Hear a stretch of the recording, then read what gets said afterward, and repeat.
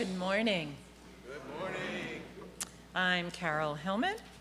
I am a member here at MLUC and a member of the Board of Trustees, and I am here to welcome you all in our sanctuary and those online.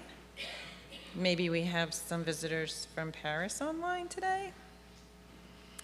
Looking forward to connecting with you all who are here in the fireside room across the hall after service. And a warm welcome to all of our visitors today. We gather here intentionally for comfort, for community, for spiritual inspiration, for beautiful music, for joys, concerns, some wisdom, and maybe even some laughter. Welcome to this time of sharing. This is what we as a community are all about. Our service today will be led by our senior minister, Reverend John Morehouse, our director of learning and family ministries, Dawn Starr's Sarahs-Borchelt.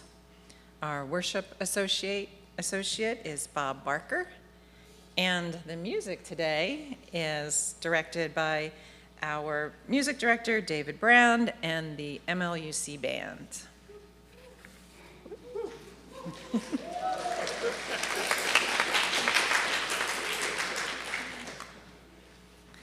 We need your help. We are hosting a welcoming congregation event on Friday. Please see the welcoming congregation table in the lobby after service for signups, or if you are online, email the leaders, Lilia Weber, Maureen McCarthy, or Holly Alden, and their email addresses are in our directory. A reminder that we will be having a fire drill today at the end of our service. Okay, not so much. And now I'll ask you to silence your electronic devices and join me in saying our mission. Together, we transform lives through love, service, and our welcoming faith.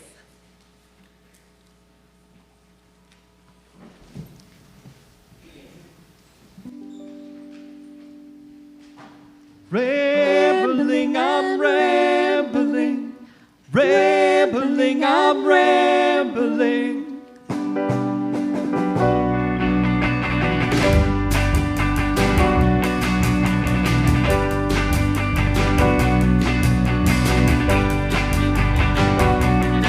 It's the woods,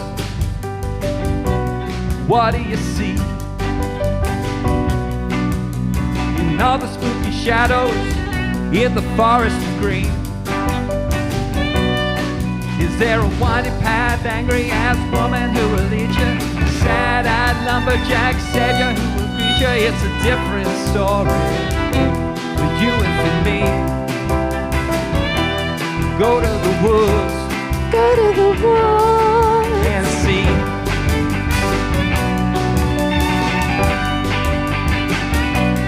Out in the storybook land, many leagues of the wild,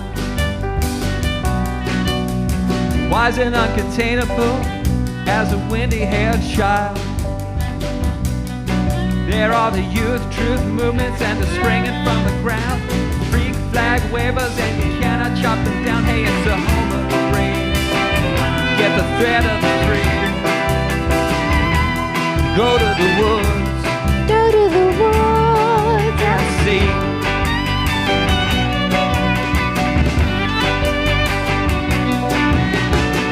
Are you afraid of the woods? Are you afraid of the woods? Are you afraid of the woods? Are you afraid of the woods?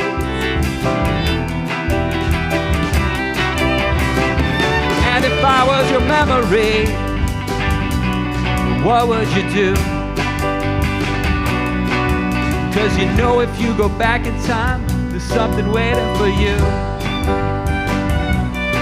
You got your forest path, reading math, dabble of the shade. You could just admit if there's a promise that you made, and you cannot have the past back, but you can hold me.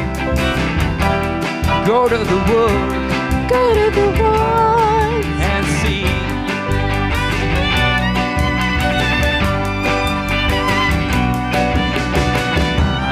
afraid of the woods. I am afraid of the woods. I am afraid of the woods. I am afraid of the woods.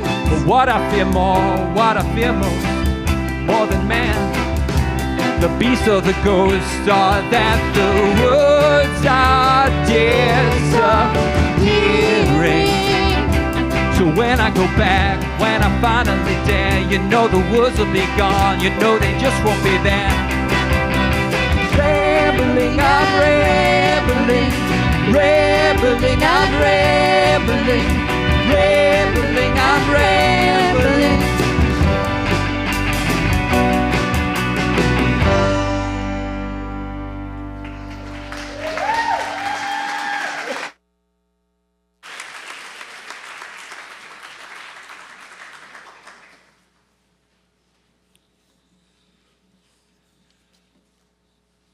Come in, all who long to know how to love this world, how to keep our eyes open, hands unclenched, arms wide, breathing deeply in and out.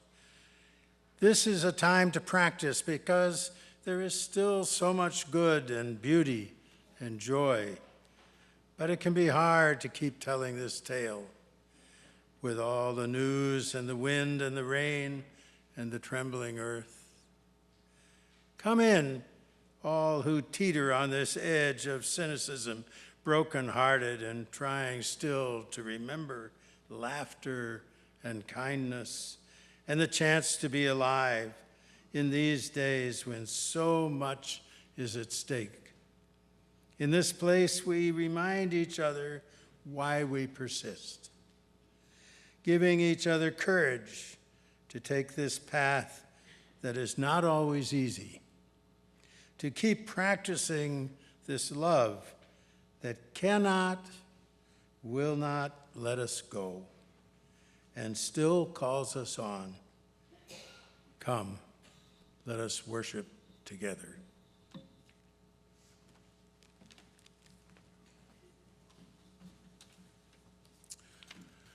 Good morning, everyone. Good to see you all. Our opening hymn is number 347, Gather the Spirit. Unfortunately, our projector has decided not to cooperate with the rest of the electronics in this building. So you'll find your hymnals, remember those? They should be around you somewhere on a seat before you.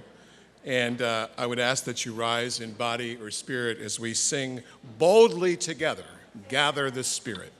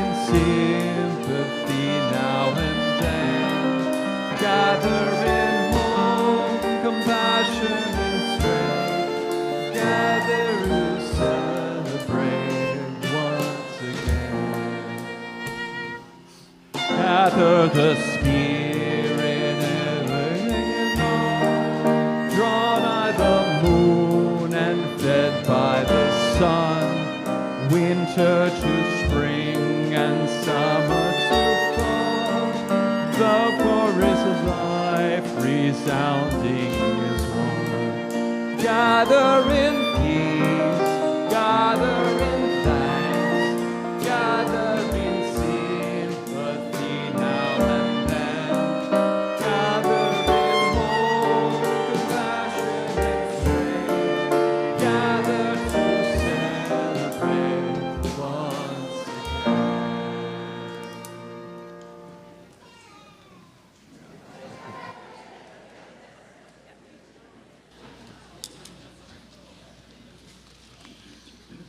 So this is going to be a little bit of adventure without the slides. John has offered to be my able slide master.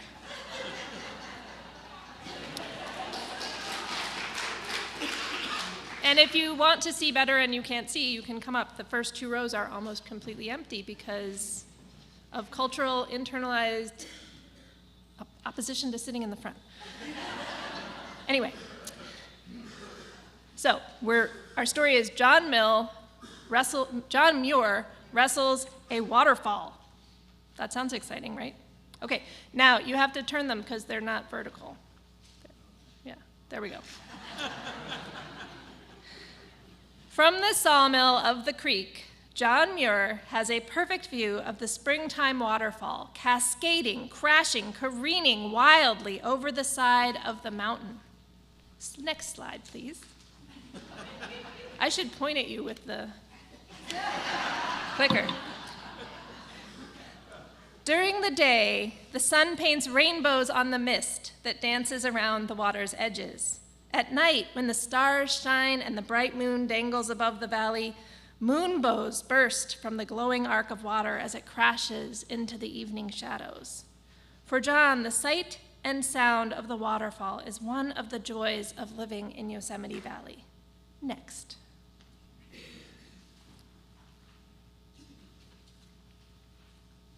They're all sideways except the first one.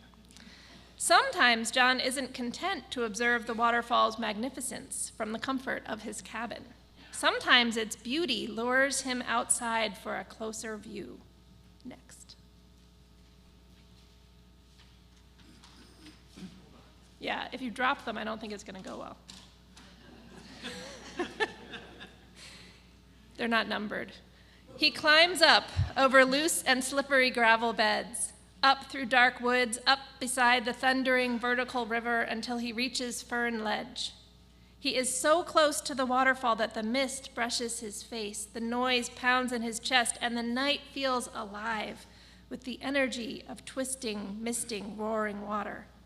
For a moment, John is perfectly happy, but then he wants to be closer still. Next.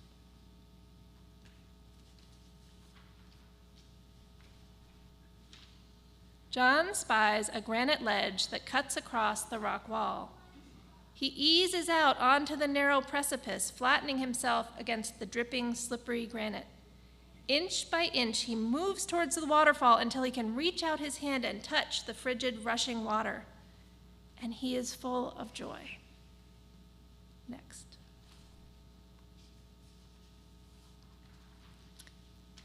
Suddenly, a strong breeze lifts the heavy curtain of water away from the hard granite wall. Quickly, John scoots behind the tumbling, rumbling, twisting, misting, foaming, thundering waterfall. Next.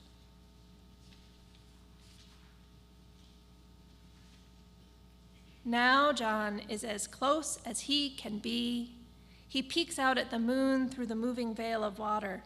The music of the fall surrounds him. This is glorious. John's heart soars, pounding out his excitement with the rhythm of the falling water. Next. Then the wind stops. Swish! The heavy curtain of water drops back into place. Smash! John is pinned against the jagged granite wall. Bang!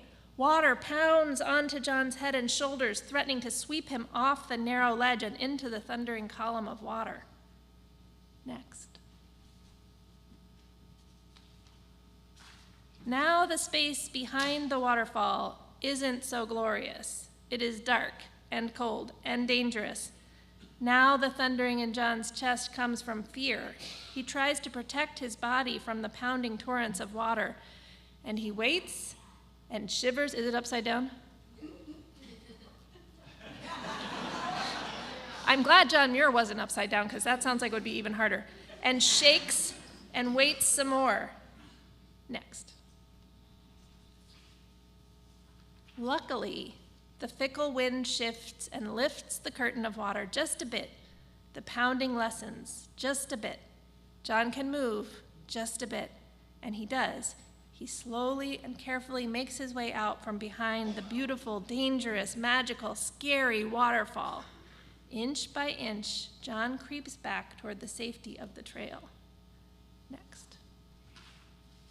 Shivering with cold and relief, John returns to the comfort and warmth of the hang nest. He climbs into bed and is soon lulled to sleep by the thundering noise of the water as it crashes into the river below. Thank you. Children and youth may go to their classes. If you don't know where you're going, meet me in the atrium.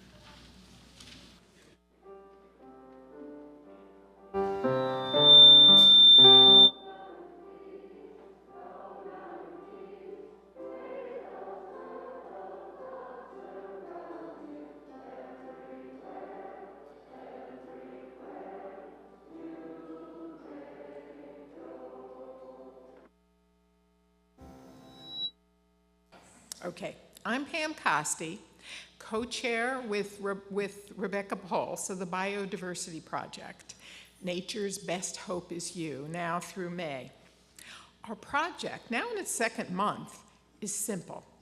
Learn more about biodiversity in our own backyards and why it so urgently matters. Grow empowered to make a positive difference, and then take actions, personal and in the wider world, to do just that.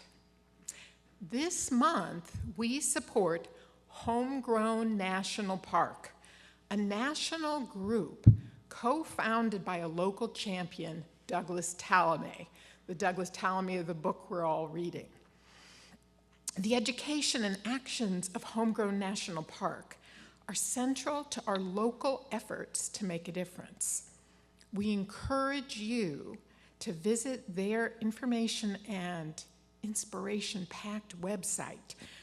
Plant a native, add a leaf to our biodiversity commitment tree. By the way, all of those leaves represent commitments that members of this church have made to planting at least one native or giving a native away. You will be joining, by doing that action, you'll be joining the Homegrown National Park movement. Come to our atrium table to get involved in our big Earth Day celebration in April and community tree plantings and cleanups in May. We can make a difference, but we have to act together. Tim Snyder, executive director of Homegrown National Park, couldn't fly in from his Midwest home. So he created a video just for us. But guess what? We're not going to see it this week. So hold on and come back, I think, next week when we'll be able to hear what Tim is going to say for us. Thank you.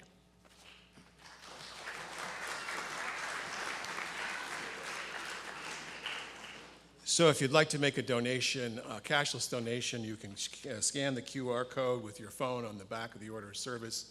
Folks who are watching us online, I'm afraid there's no slide there to tell you how to do that. So you'll just have to double your contribution next week. Or if you're in the room, you want to double your contribution this week, that would be great. The offering will now be gladly received.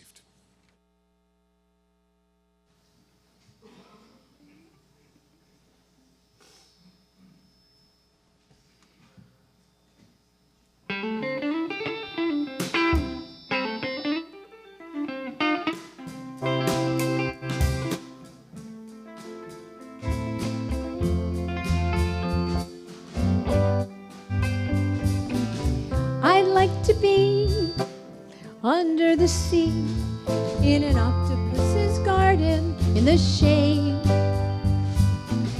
He'd let us in, knows where we've been in his octopus's garden in the shade.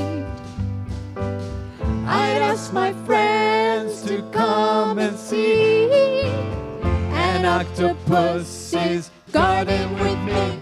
I'd like to be under the sea in an octopus's garden in the shade.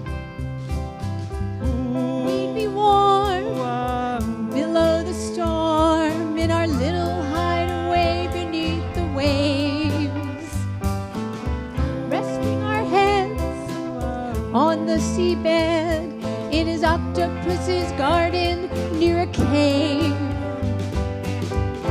We would sing and dance around because we know we can't be found.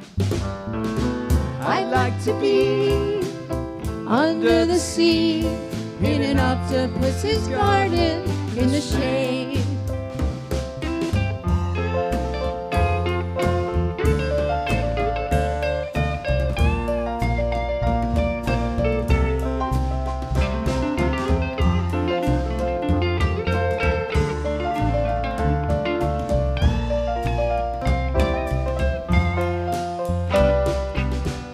We would shout and swim about the coral that lies beneath the waves.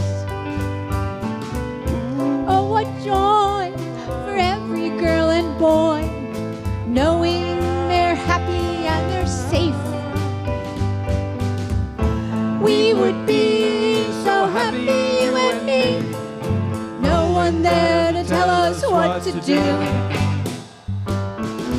I'd like to be under the sea in an octopus's garden with you. In an octopus's garden with you.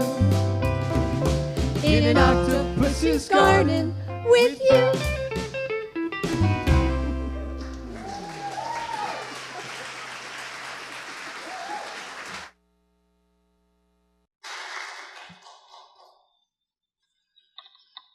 Candles of Community by is MLUC's ritual of personal sharing and support in a trusted and safe environment.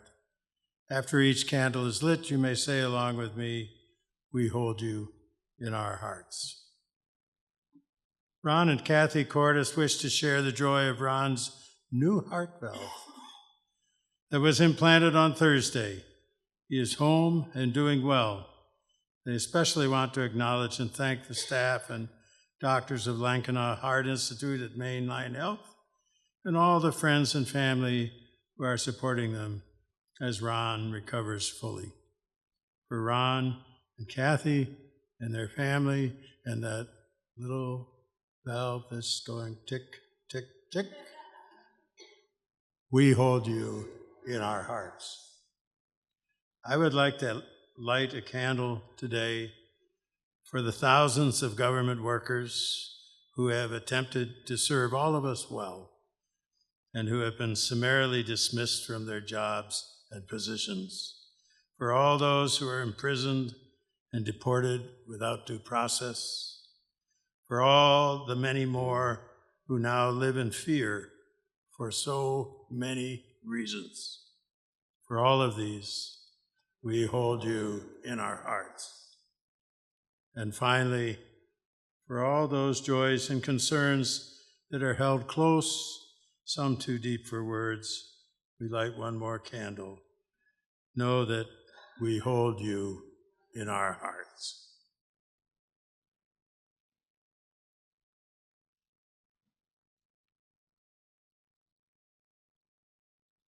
The reflective reading today is courtesy of a long education as a geologist.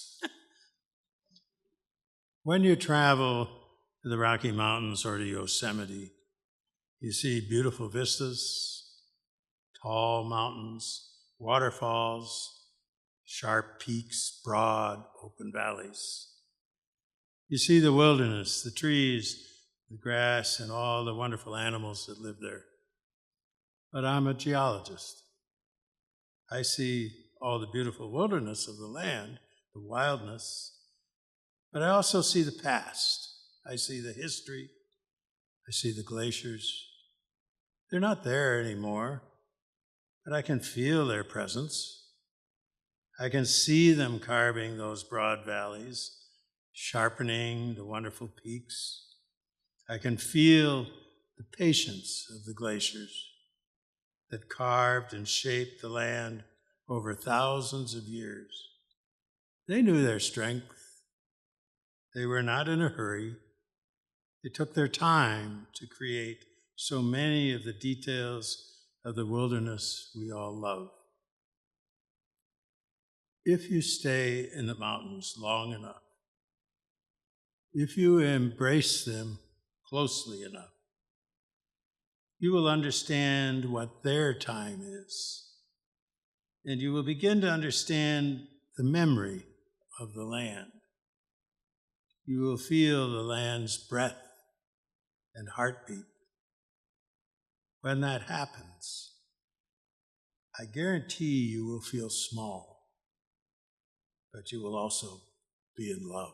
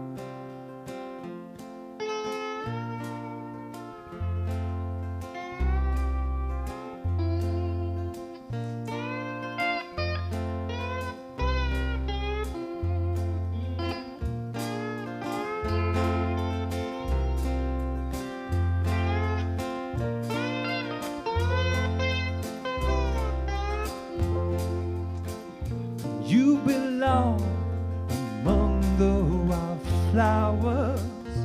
You belong in a boat out at sea. Sail away and kill off the hours. You belong somewhere you feel free.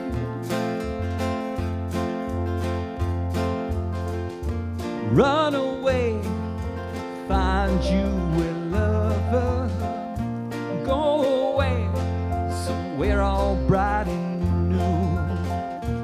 I have seen no other who compares to you.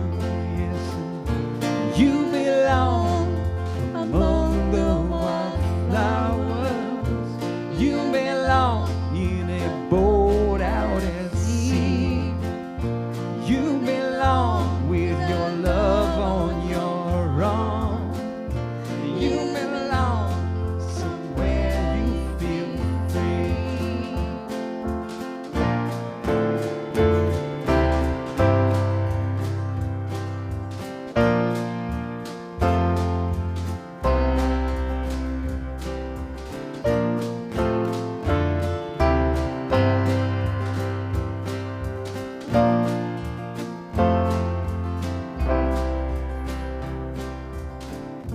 Run away, find you a lover. Run away, let your heart be your guide. You belong the best of cover. You belong in that home by and by. You belong among the wildflowers. You belong somewhere close to me, far away from your troubles and worries. You belong somewhere you feel free. You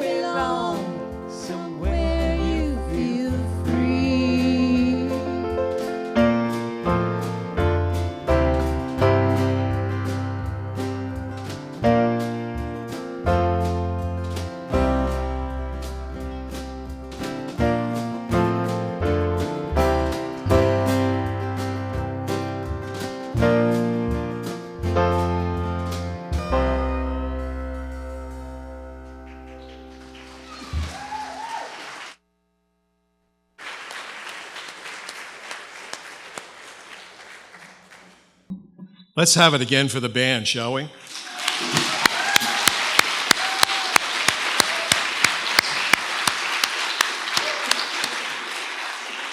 It's one of the things I love about this place. You can have Brahms one Sunday and Tom Petty the second. Or who knows what's going to happen next. Because it's the diversity that we embrace. It's all of us, all of you being here. I want to thank our ushers who don't often get a thank you. Thank you, ushers, for hard work. And for all the greeters that are at the door, I just love walking into that maelstrom of love and energy and welcome that I get every Sunday. And I really want to thank them for their hard work, and for all the volunteers, for the guys in the tech deck. Thank you. I know it's not easy.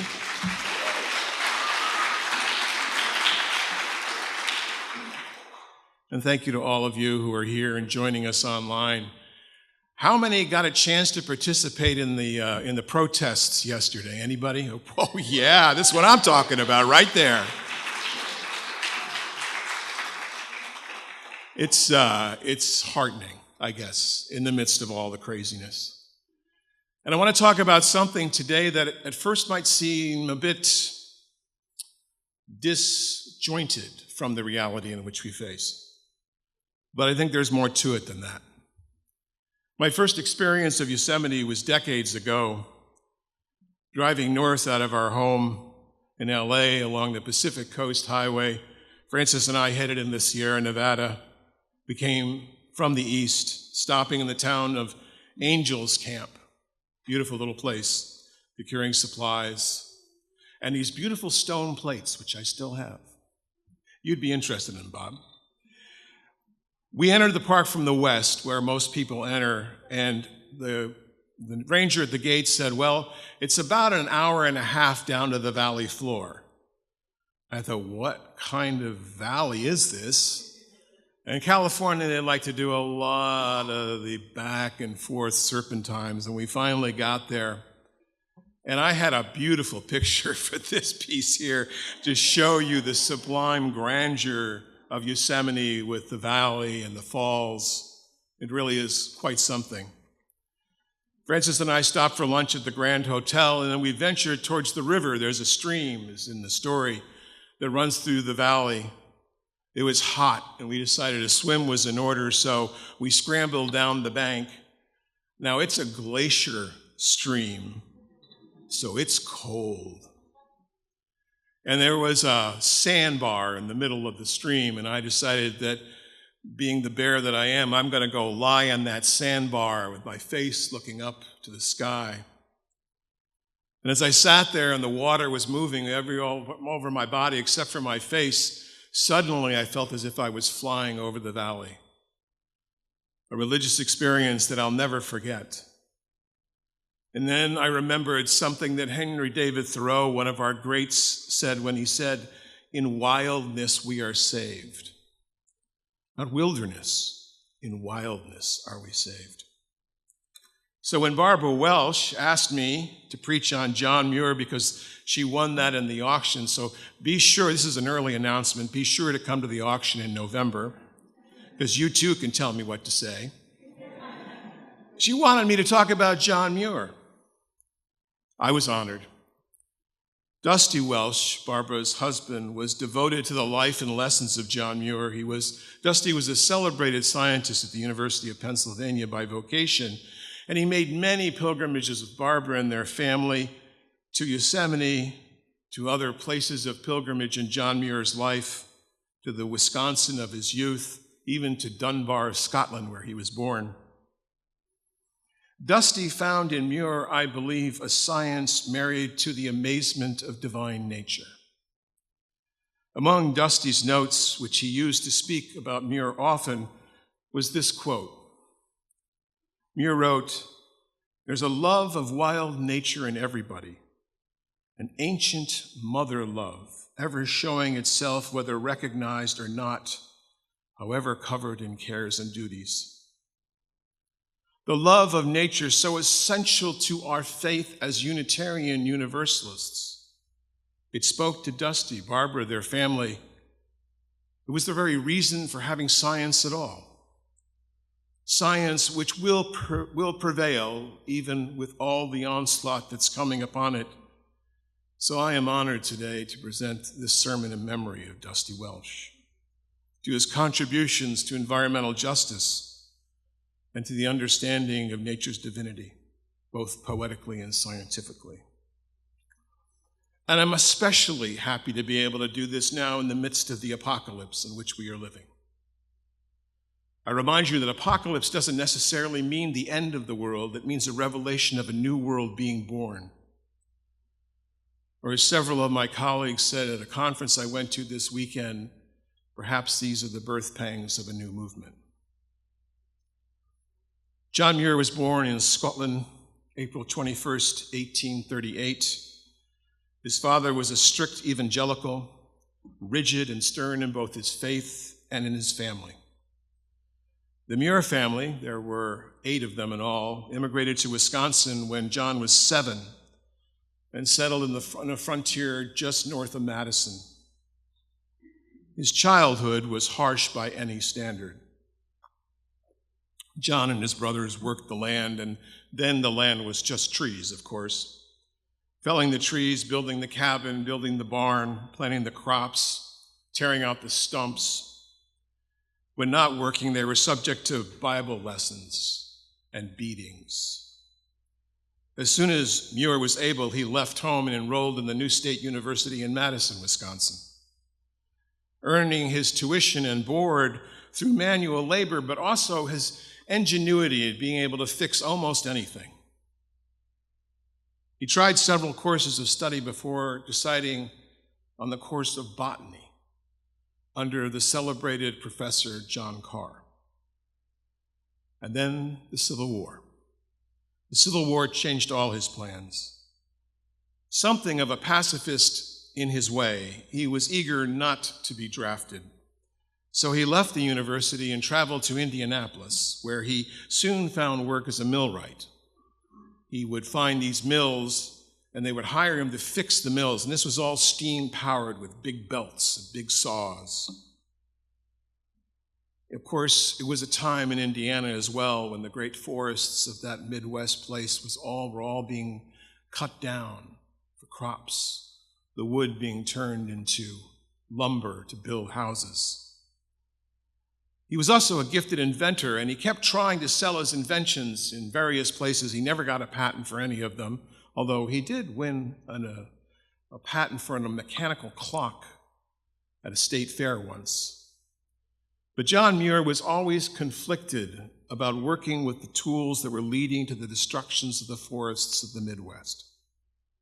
Still, in order to live, he needed to work, and he continued for 4 years in Indianapolis until a metal shaving on one of the tools he was working with flew into his right eye. It blinded him, and for a while, it blinded his left eye as well in sympathy, and then that came back.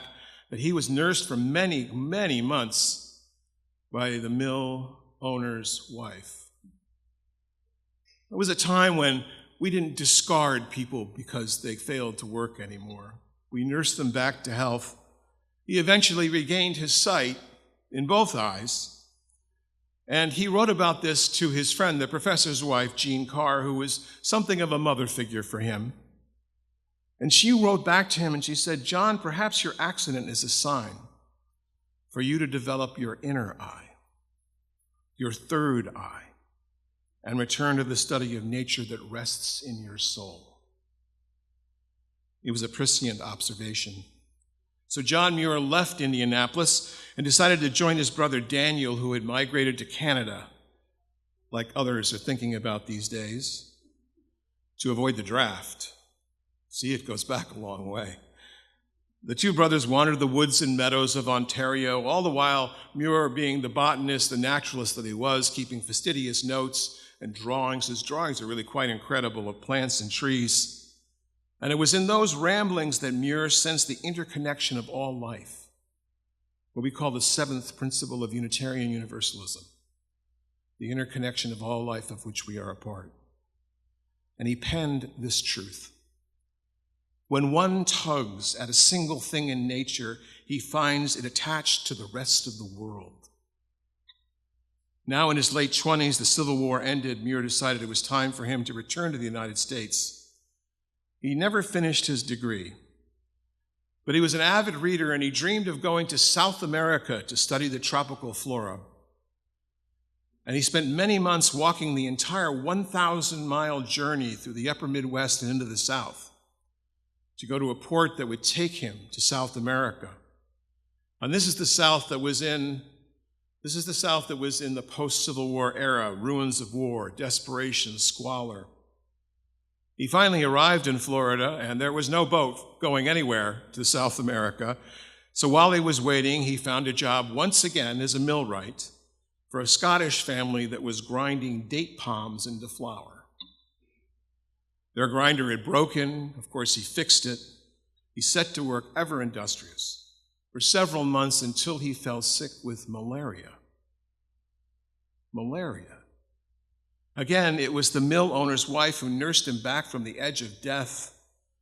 He did finally catch a boat to Cuba with plans to go on to South America, but when he was in Cuba, he had this revelation that he was going in the wrong direction, that he didn't like being hot. He didn't like that. He wanted to be cold. And he was a little guy. I mean, he was like 5'7", all of 138 pounds dripping wet. He realized he needed cool weather and all of the nature's elements in order to thrive. So with what savings he had, because he was Scottish after all and he saved, he sailed up to New York and then took a steamer from New York around South America to California. It was in California that he found his true home. The grandeur of the ocean as it meets the coastal range left him wanting more. Initially, he found work as a shepherd, and he would drive these sheep up into the high meadows of the foothills of the Sierra Nevada, but he came to hate sheep. He called them locusts on hooves. They destroyed the alpine meadows that he so loved. And he hated the people he worked with because they were just so slovenly. He'd heard about Yosemite from other people. He didn't discover it. It had been known for a while. It, of course, had been stolen like so much from the native peoples who were there. And he went there and he realized that he was standing in the midst of his cathedral, his spiritual home, as in the story where he built a cabin that overlooked the falls. He found work once again as a millwright. At that point, there were a lot of downed trees in the valley, and he was hauling the trees into the mill to get them cut and turned into houses. But he also could see where this was going. And this was a time of the Industrial Revolution, where they were felling great, beautiful sequoias and redwoods for lumber. He had begun to write articles, short articles about the power of nature for magazines such as Scribner's, The Atlantic, the Oberlin Monthly, eventually Harper's. And this earned him enough money to finally leave mill work and devote all his time to his true vocation, which was to be a naturalist, to study and catalog and learn about the land of the West. And it was about this time that he met Ralph Waldo Emerson, who was on a trip west with his entourage of admirers. And only when Muir was able to go camping with Emerson did he discuss Muir's true philosophy, which he called the joy of the wild. Now, Emerson's transcendentalism. Transcendentalism means that understanding of the divine that is beyond books and beyond institutions, that's all around us, resonated with Muir, and he also had heard and read some of the writings of Emerson's younger colleague, Henry David Thoreau, who was half a generation older than Muir. And while Thoreau and Muir never met, Thoreau died quite young, actually, they exchanged letters and ideas. He absorbed Thoreau's natural theology, and he built upon it and made it deeper and more meaningful to him. At this point, John Muir had rejected the stern Calvinism of his father, which his father, by the way, never really forgave him for. It was a sad story, but he was unable, though, to completely jettison God from his natural theology. He wasn't quite that far yet. But Muir was studying Darwin, and he later met Darwin's American provocateur collaborator, Asia Gray. And they convinced Muir that God may have had a hand in providing the elements, the ingredients for nature's joy, but it was nature herself that was divine, that created the perfect balance between life and death. John Muir saw in nature evidence of life's mystery, the mysterious divine, the divinity that even humanity itself participated in, if only they could see it. He had a true mysticism. He said it was the secret of the mysterious enjoyment that was both strange calm and divine frenzy. His was what is known in theological circles as a panentheism, not pantheism, but panentheism. That is, God is in all things. The divinity that was all around him was evidenced in the nature that he saw, both its sublimity and its fury. Thus, the story about stepping behind the waterfall. He was always doing crazy stuff like that. It almost cost him in life many times. He seemed to be almost fearless. There was a time he hiked up Mount Shasta, and he was caught in a sudden blizzard, only on the top of the mountain. Everywhere else down in the valley and below, it was a calm, sunny day. But up there was this mini blizzard that he huddled against a rock with his light coat on and somehow survived. And still, he worshiped nature's joy. Our spiritual theme this month is joy. Now, given the utter insanity of the world right now, and the very real suffering of government workers, of the contractors who are suffering government workers, of the people across the world who've lost USAID, people are dying. This is real.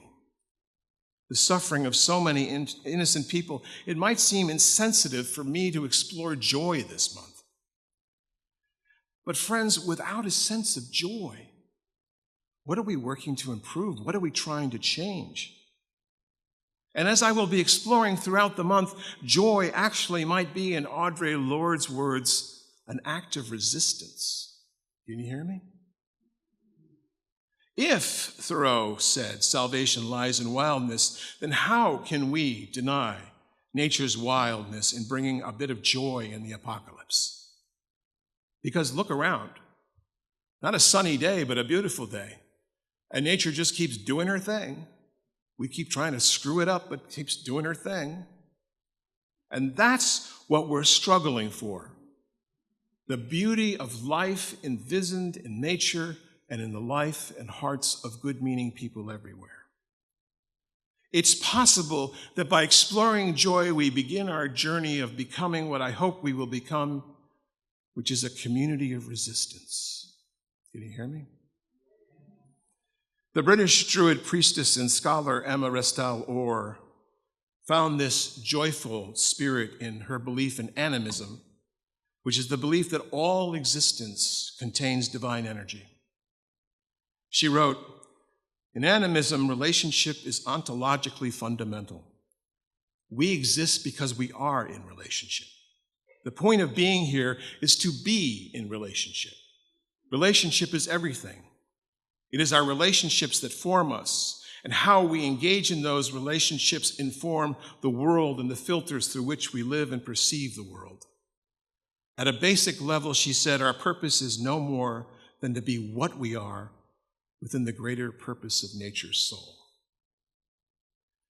Ultimately, I believe this is what Dusty found in the prophetic life of John Muir, that divinity rests in the world around us and through us, and ultimately our relationship with the world and each other. Muir wrote that we are in the mountains and the mountains are in us. And part of that relationship is in our care for the planet, which we'll be exploring here. This is April. At the end of the month, on April 26th, we'll have a Earth Day celebration right here. And I want everyone to come that afternoon and enjoy and volunteer. This is the plug, Pam. Volunteer outside. There's a table right outside the door. We're going to need volunteers. We've got dozens of groups and other congregations who are a part of this celebration. This is going to be a big deal. Muir helped, of course, to do a lot of other things. He founded the Sierra Club, which to this day works to preserve the joy of nature, and the organizations like it that preserve a bit of wildness while there's still time. But of course, as we're learning now, having just parks and parcels of wildness out there are not going to preserve the planet, because everything's interconnected, right? So we here, individual people, need to collect and make little corridors for wildness to grow. Using the book, Nature's Best Hope, we will be using this to do the work of celebrating the wildness and enhancing it.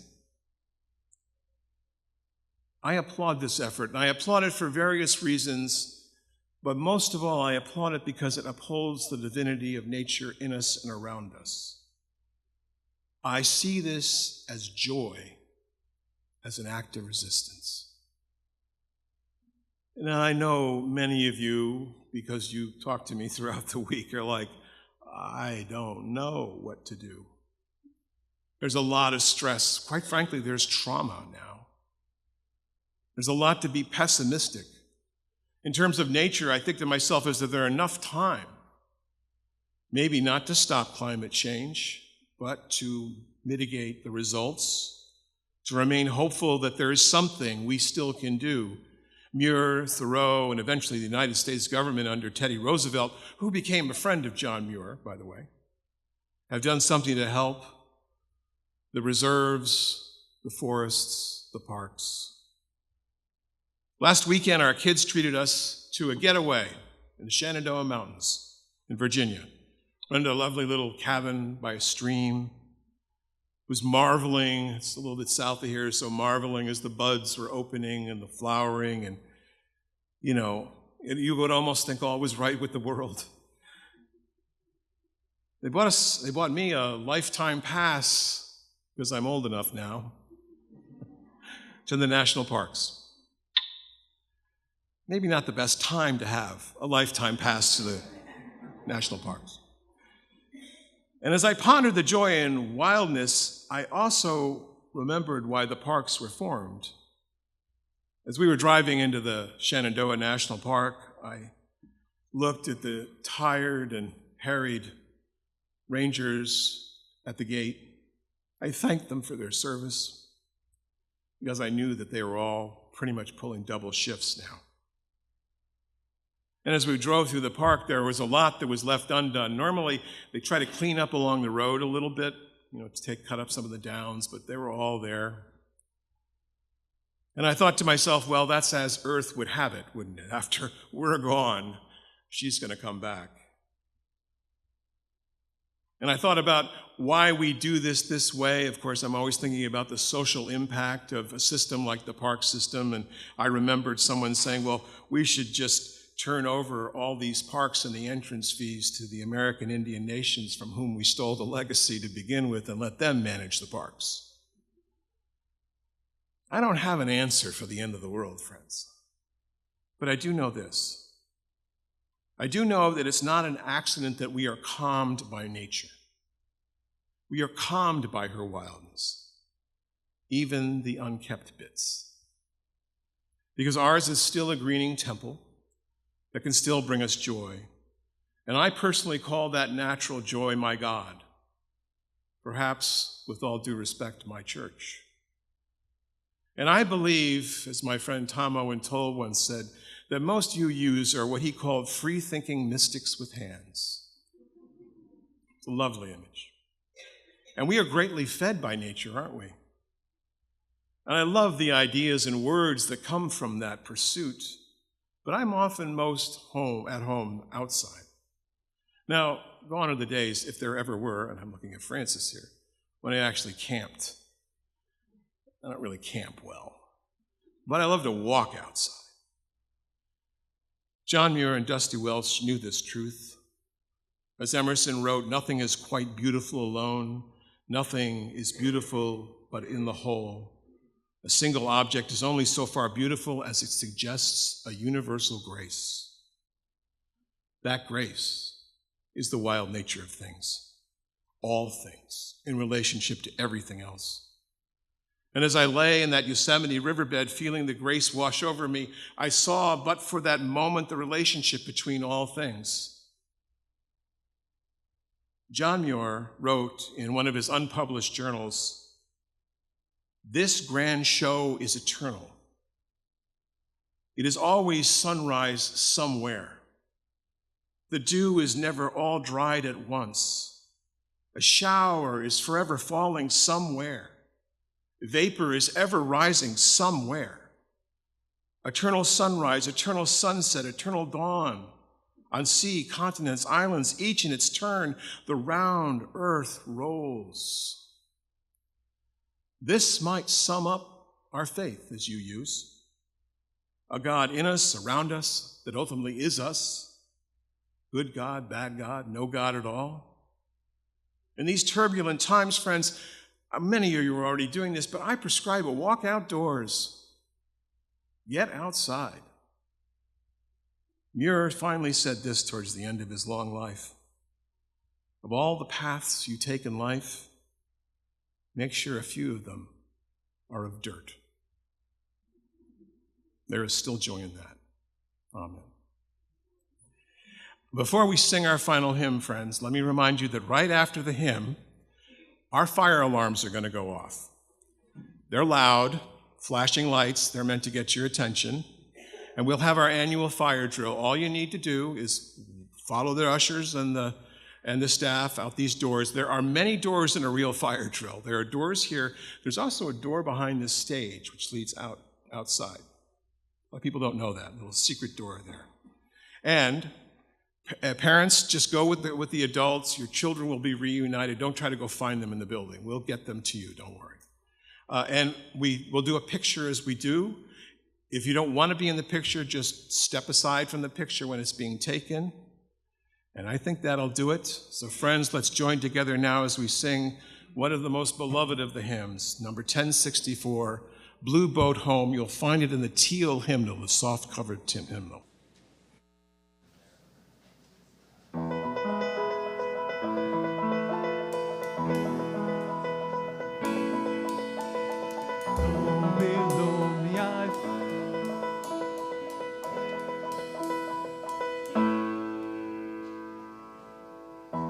Below me I feel no motion, standing on these mountain plains, far away from the rolling ocean. Still my dry heart can say, I've been sailing all my life now. Never harbor nor port have I known. The wide universe is the ocean I travel, and the earth is my blue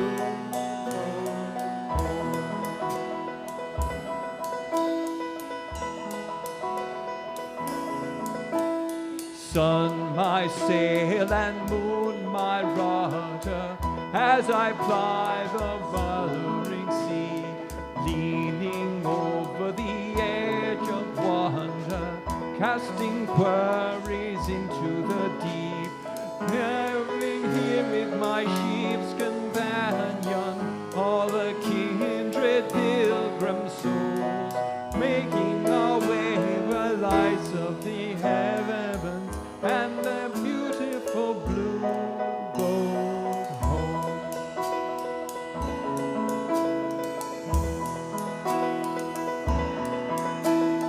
I give thanks to the waves upholding me, hail the great winds urging me on, breathe the infinite sea before me, cast the sky my sailor son. I was born a